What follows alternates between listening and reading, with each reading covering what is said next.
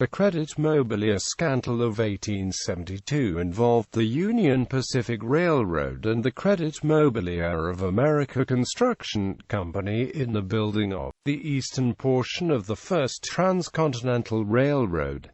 The scandal was in two parts. The construction company charged the railroad far higher rates than usual, and $9 million in stock was secretly given as bribes to 15 powerful Washington politicians, including the Vice President, the Secretary of the Treasury, 4 senators, and the Speaker and other members of the House. The scandal's origins dated back to 1864 when the Union Pacific Railroad was chartered by Congress and the associated Crédit Mobilier was established. In 1867, Congressman Oaks Ames distributed cash bribes and discounted Crédit Mobilier shares of stock to other congressmen, in exchange for votes and actions favorable to the Union Pacific. The story was broken by the New York newspaper, The Sun, during the 1872 presidential campaign, when Ulysses S. Grant was running for re-election. Included in the group of legislators named as having received cash or discounted shares of stock were former Representative Schuyler Colfax, then serving as Grant's Vice President, Henry Wilson, the senator selected to replace Colfax as vice presidential nominee during the 1872 presidential election, James G. Blaine, then Speaker of the House, and Representative James Garfield, the future President of the United States. The scandal caused widespread public distrust of Congress and the federal government during the Gilded Age. Background: the federal government in 1864 to 1868 had authorized and chartered the Union Pacific Railroad with $100 million capital to complete a transcontinental line west from the Missouri River to the Pacific coast. The federal government offered to assist the railroad with a loan of $16,000 to $48,000 per mile, according to location, for a total of more than $60 million in all, and a land grant of 20 million acres, worth $50 million to $100 million. The offer initially attracted no subscribers for financing, as the conditions were daunting. The railroad would have to be built for 1,750 miles through desert and mountain, which would mean extremely high freight costs for supplies. In addition, there was the likely risk of armed conflict with hostile tribes of Indians, who occupied many territories in the interior, and no probable early business to pay dividends.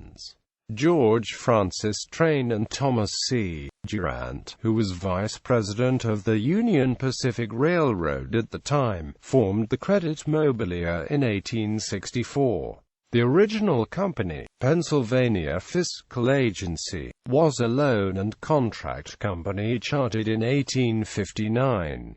The creation of Crédit Mobilier of America was a deliberate attempt to falsely present to the government of the United States and to the general public the appearance that a corporate enterprise had been impartially chosen by the Union Pacific Railroad's officers and directors to be the principal construction contractor and construction management firm for the Union Pacific Railroad project. It was created by the officers of the Union Pacific to shield the company's shareholders and management from the then common charge that they were using the construction phase of the Union Pacific project to line the pockets with excess profits. The fraudsters believed that profits could not be generated from the operation of the railroad, so they created a sham company to charge the U.S. government extortionate fees and expenses during construction of the line. In simplified terms, the Crédit Mobilier fraud worked in the following manner. The Union Pacific made contracts with Crédit Mobilier to build the Union Pacific Railway. The Crédit Mobilier used these funds to buy stocks and bonds in the Union Pacific at par value, the crux of the fraud. They then sold the bonds on the open market to make huge profits. These construction contracts brought high profits to the Crédit Mobilier, which was owned by Durant and the Union Pacific's other directors and principal stockholders, and which split the outsized profits with the Union Pacific's stockholders. The net result was that the U.S. Congress paid $94,650,287 and $50,720,959, respectively, to the Union Pacific and Crédit Mobilier. The deal generated $43,929,328 in profits, counting at par value the Union Pacific shares and bonds that Crédit Mobilier bought and paid itself. The Crédit Mobilier directors reported this as a cash profit of only $23,366,319.81, a financial misrepresentation, since these same directors in fact were also the recipients of the $20,563,010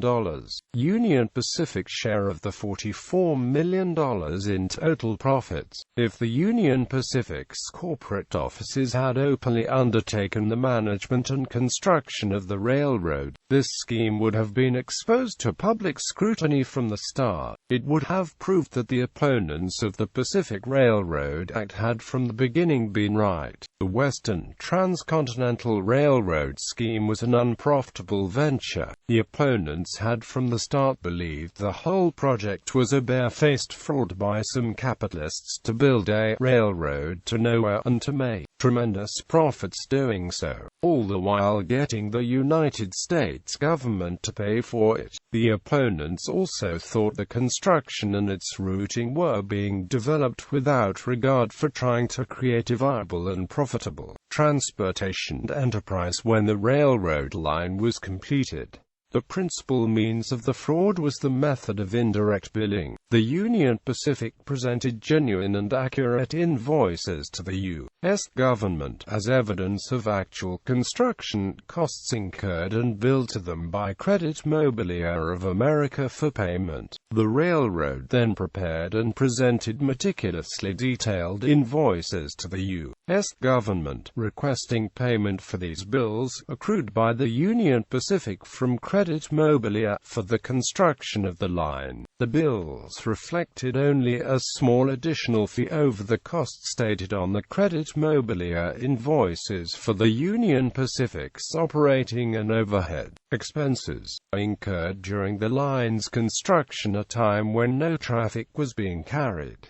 Any audit of the Union Pacific and its invoices to the U.S. government would have revealed no evidence of fraud or profiteering. Union Pacific was accepting for payment genuine Crédit Mobilier invoices and was applying inauditable overhead expense for management and administration during construction of the railroad. The underlying fraud of a common and unified ownership of the two companies, as regards the principal officers and directors, was not revealed for years, nor was it revealed that in every major construction contract drawn up between the Union Pacific and Crédit Mobilier, the contract's terms, conditions, and price had been offered and accepted through the actions of corporate officers and directors who were one and the same persons. The company sought, and was largely successful, in maintaining this fraud and its secrecy by giving discounted shares of stock to those members of Congress who also agreed to support additional funding for the railroad. Because of its excessive charges for building the line, the company fully expected that the Union Pacific would have to return to Congress to gain appropriation of additional construction funds. For its time, it was a very sophisticated corporate scam, and it was, at the time, mostly legal transgression.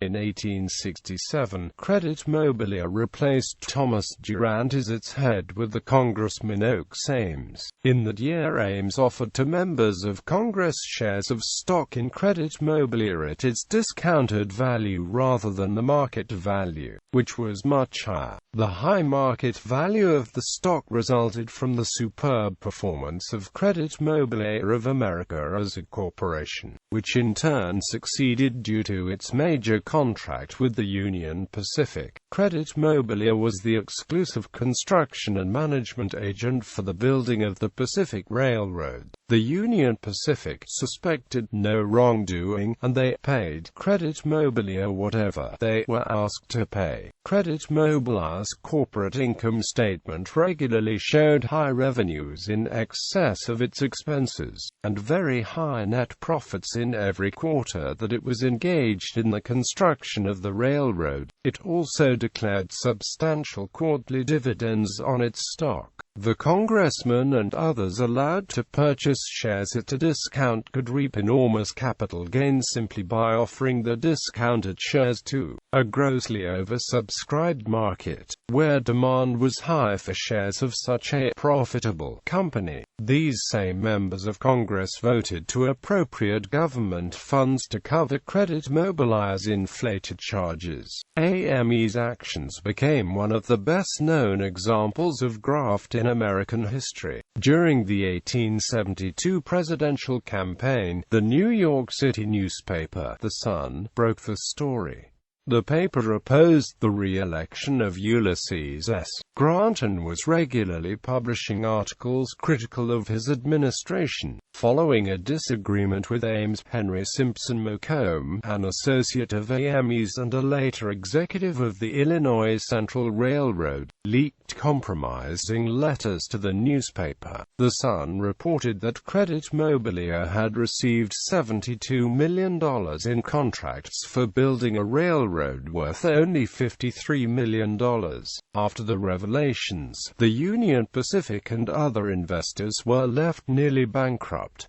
Investigation and outcome. In 1872, the House of Representatives submitted the names of 9 politicians to the Senate for investigation. Senators William B. Allison, James A. Bayard, Jr., George S. Boutwell, Roscoe Conkling, James Harlan, John Logan, James W. Patterson, and Henry Wilson, and Vice President Schuyler Colfax. Bayard wrote a letter disavowing any knowledge of the affair, and his name was generally dropped from the investigation. Ultimately, Congress investigated 13 of its members in a probe that led to the censure of Ames and James Brooks, a Democrat from New York. A Department of Justice investigation was also made, with Aaron F. Perry serving as chief counsel. During the investigation, the government found that the company had given shares to more than 30 representatives of both parties, including James A. Garfield, Colfax, Patterson, and Wilson. Garfield denied the charges and succeeded in gaining election as president in 1880, so the scandal did not have much effect on him. The Republicans replaced Colfax on the ticket, ending his bid to be renominated for vice president. The new candidate, Henry Wilson, had also been implicated. However, Wilson was able to show that he had paid for stock in his wife's name, and with her money. When the Wilsons later had concerns about the transaction, Ames returned the purchase price, and Wilson returned the dividends he had been paid, while also paying his wife the amount she would have received as dividends if she had kept the stock. In popular culture, this scheme was dramatized in the AMC television series Hell on Wheels, beginning with the November 6, 2011 pilot episode.